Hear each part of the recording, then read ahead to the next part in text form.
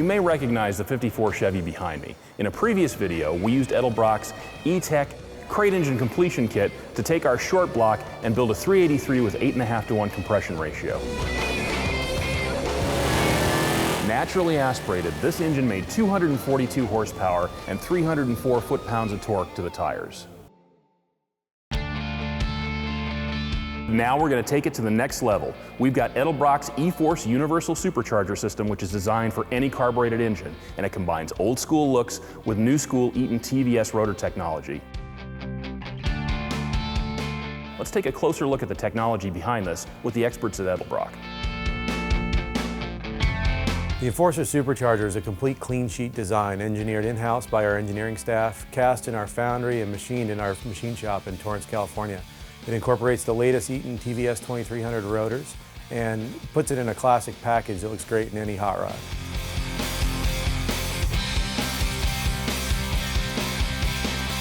This kit utilizes interchangeable pulleys, which allows the end user to customize the boost level to their application.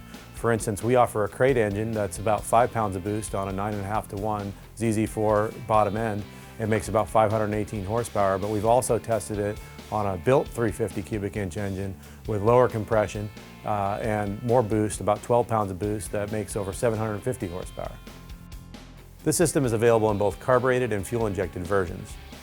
The carbureted version is a dual quad configuration and incorporates a sneeze valve in the intake manifold. The fuel-injected version has an integrated intercooler inside the intake manifold and is available with our ProFlow electronics.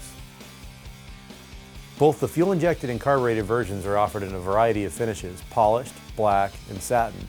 Also, they're available with either a Vortec manifold or a conventional small block manifold.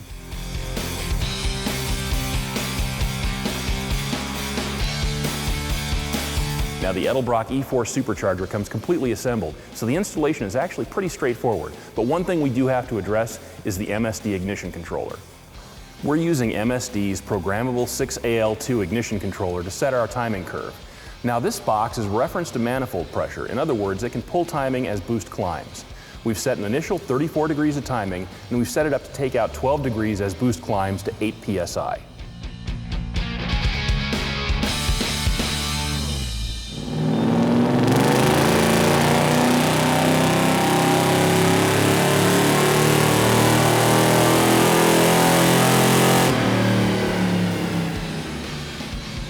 With our supercharger tuned up on the dyno, we saw 372 horsepower and 395 foot-pounds of torque to the rear wheels. And this was with a safe air-fuel ratio of 11.3 to 11.5 to 1. We're all set. We're ready to take this out on the road.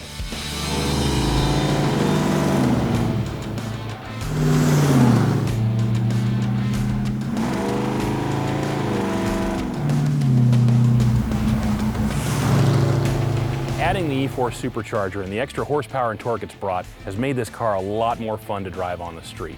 This is a lot of weight to be moving around, but now it can really get up and go when we want it to. And that's half the fun of owning a classic like this.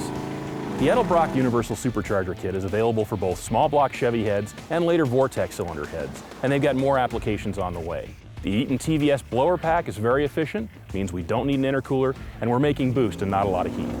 The Edelbrock E-Force Supercharger kit has everything we're looking for: power, efficiency, and great looks.